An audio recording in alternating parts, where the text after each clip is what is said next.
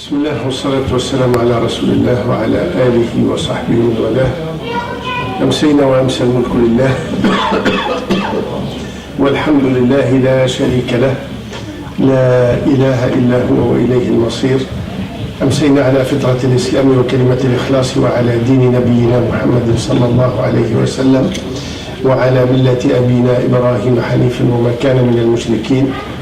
اللهم ما أمسى بنا من نعمة أو بأحد من خلقك فمنك وحدك لا شريك لك، فلك الحمد ولك الشكر. يا ربي لك الحمد كما ينبغي لجلال وجهك وعظيم سلطانك. يا ربي لك الحمد كما ينبغي لجلال وجهك وعظيم سلطانك. يا ربي لك الحمد كما ينبغي لجلال وجهك وعظيم سلطانك. رضينا بالله ربا وبالإسلام دينا وبمحمد صلى الله عليه وسلم نبيا ورسولا. سبحان الله وبحمده عدد خلقه ورضا نفسه وزنة عرشه ومداد كلماته. بسم الله الذي لا يضر مع اسمه شيء في الأرض ولا في السماء وهو السميع العليم. بسم الله الذي لا يضر مع اسمه شيء في الأرض ولا في السماء وهو السميع العليم. بسم الله الذي لا يضر مع اسمه شيء في الأرض ولا في السماء وهو السميع العليم. إخوة الكرام، أخوات الكريمات، السلام عليكم ورحمة الله تعالى وبركاته. Donc vous êtes tous les bienvenus, Inch'Allah, à cette rencontre habituelle du samedi soir. Qu'Allah, Inch'Allah, nous y accompagne et fasse que ce soit un moment de paix, de fraternité et de foi pour chacun d'entre nous. لقاء يوم السبت عادي، غير أنه اليوم شوية خاص يعني على الأسبات الأخرى. عندنا اثنين إخوة فقدوا إخوانهم، صلى الله يرحمهم وأن يتقبلهم بالقبول الحسن. أحد الإخوة هو الأخ فيصل اللي تعرفوه، والأخ الثاني هو الأخ هشام موجود هناك. بعد شوية إن شاء الله يجي الأخ هشام ويجي ابن عمه ضيف معنا من هنا حتى يتكلموا شوية ويذكروا لنا موضوع الوفاة، وفاة أخوهم أو ابن عمهم قريبهم، لأنه عبرة لمن أراد أن يعتبر وذكرى لمن أراد أن يتذكر إن شاء الله. Donc, comme je disais, notre rencontre du samedi est habituelle, sauf qu'aujourd'hui c'est un peu particulier puisqu'il y a deux de nos frères, le frère Hicham qui est ici présent et le frère Faisal. Chacun d'entre eux a perdu un proche, un frère de sang, donc un de leurs frères, chacun a perdu. Et donc on a voulu que ce moment également soit un moment de rappel et de souvenir de ces deux personnes. Tout à l'heure, Inch'Allah, le frère Hicham avancera avec son cousin qui est un invité, qui est venu d'Algérie, d'Angoulême également, pour nous parler un tout petit peu du défunt, le docteur donc, qui est décédé par un accident il y a quelques jours maintenant.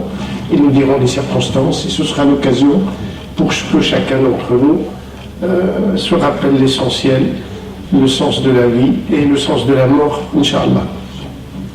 Et justement à cette occasion, j'ai voulu qu'on échange un tout petit peu, Inch'Allah, sur un sujet qui est un des 6 piliers de la foi en islam, le sujet du destin, ou al-qada ou al-qadr. Inch'Allah, كلامنا اليوم يكون على موضوع القضاء والقدر، نعرف به شوية ونذكر ما معنى القضاء والقدر ونحاول نشرح لبعضنا عندما تحل بنا مصائب هل هو شر أراد الله أن يصيبنا به أم هو غير ذلك إن شاء الله. Donc on essaiera de nous arrêter sur les événements de la vie et comment les interpréter selon cet élément ou ce fondement de la foi musulmane qui est le qada ou le qadar, le destin. Donc je vais juste remercier la communauté musulmane de donner l'occasion de donner hommage à mon petit frère. Et donc Mohamed Walid, donc le docteur Mohamed Walid. Donc juste pour aller un peu rapidement, donc si je veux décrire un peu, enfin donner des émotions. Donc on est une famille de 9 enfants, donc on est 5 garçons et 4 filles. C'est le 5e garçon, c'est le plus petit, donc il a 36 ans. Donc عايش في الجزائر، donc هو جراح donc tabib.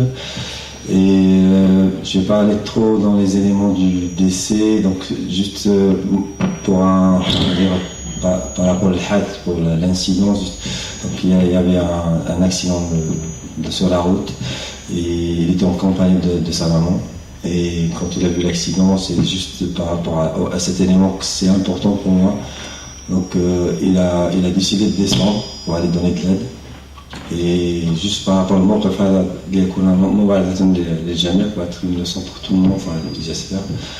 Et sa maman, enfin dans le noir, c'était 23h du soir, elle lui a demandé juste une question: tu vas où? Il lui a dit: je vais aller me faire mon devoir, sans se poser de questions. Et Wanam Yarja, il est jamais revenu pour voir sa maman.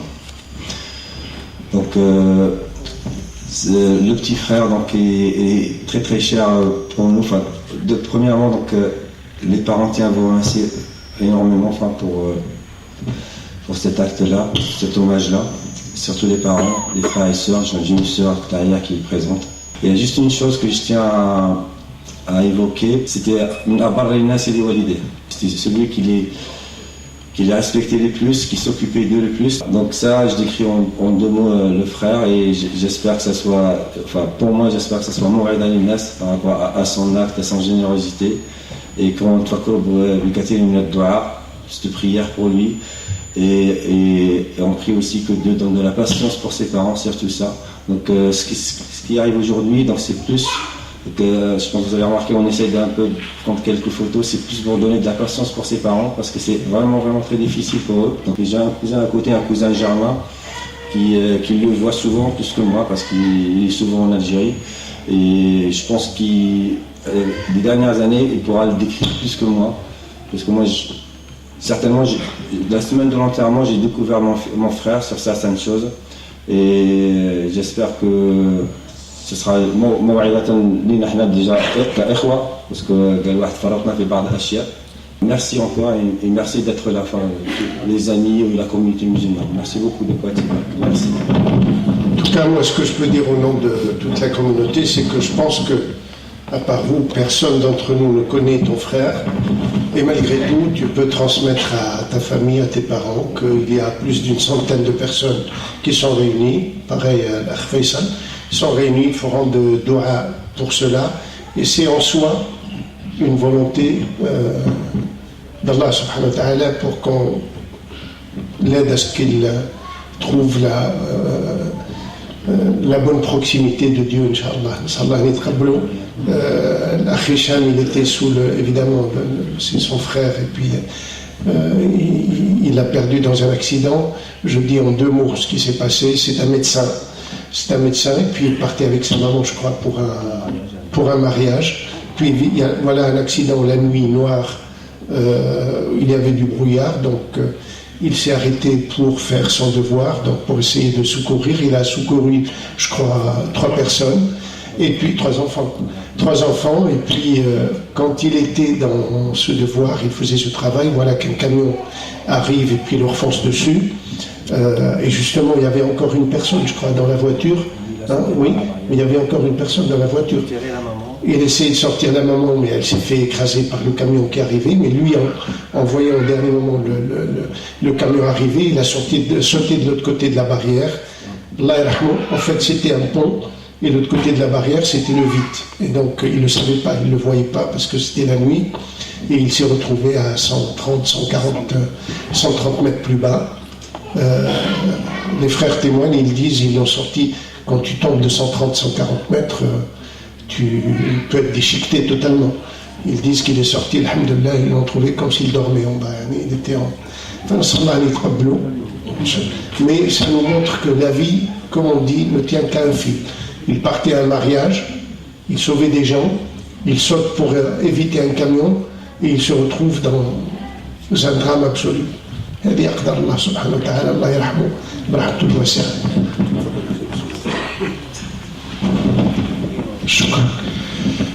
بسم الله الرحمن الرحيم والصلاة والسلام على أشرف المرسلين سيدنا محمد الأمين. أنا الحاج علوي ولد عم هشام ولد عم المرحوم الدكتور محمد وليد علوي que je vois très régulièrement à Alger ces dernières années. Il continue ses études. Et je voudrais apporter un témoignage pour son humanisme et son dévouement. Et je l'ai vu plusieurs fois aller chez des personnes qu'il avait opérées à l'hôpital juste pour s'enquérir de leur situation, de leur changer le pansement, etc. Alors que ce n'était absolument pas son travail. Donc il avait cette fonction de médecin qu'il respectait beaucoup, qui était passionné par, et en même temps ses attitudes, son comportement faisait qu'il allait au-delà de la fonction médicale, c'est-à-dire être au service de l'autre. Il avait aussi quelque chose, c'est-à-dire qu'il essayait de défendre, il était contre l'injustice, il essayait de défendre le faible, il essayait d'apporter et d'aider les gens qui étaient dans le besoin, sans jamais rien dire. Je l'ai vu plusieurs fois d'une grande discrétion. Je veux dire, à chaque fois, il essaye de ne pas se montrer, d'être, voilà.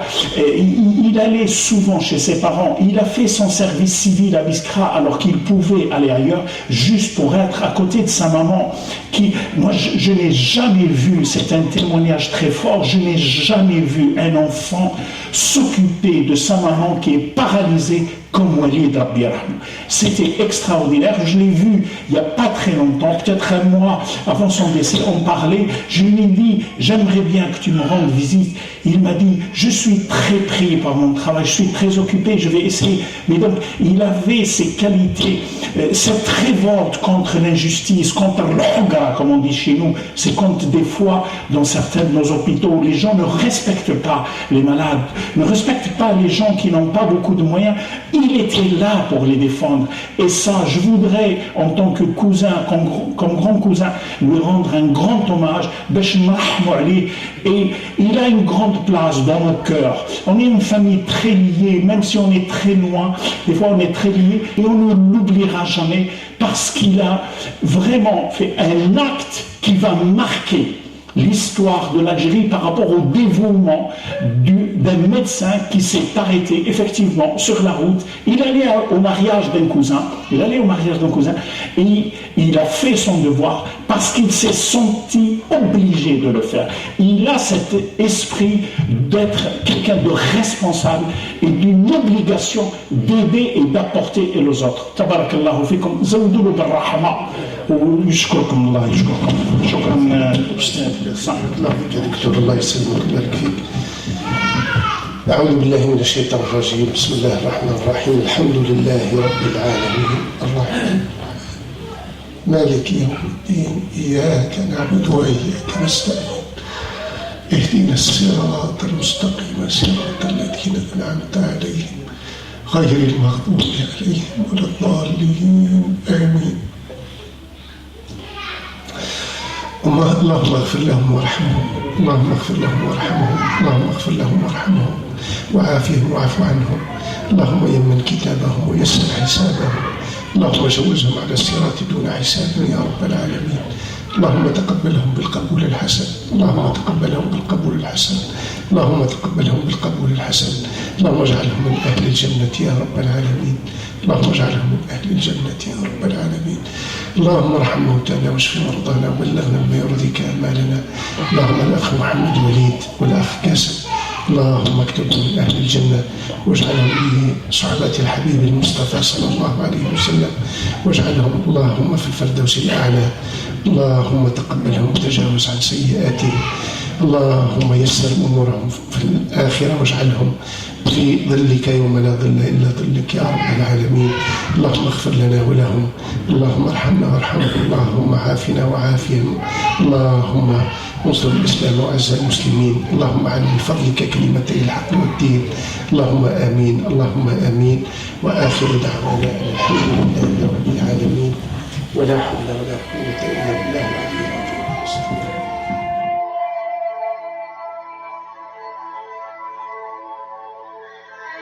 اختاره الرفيق الأعلى من بين عديد عباده ليسكن إلى جواره.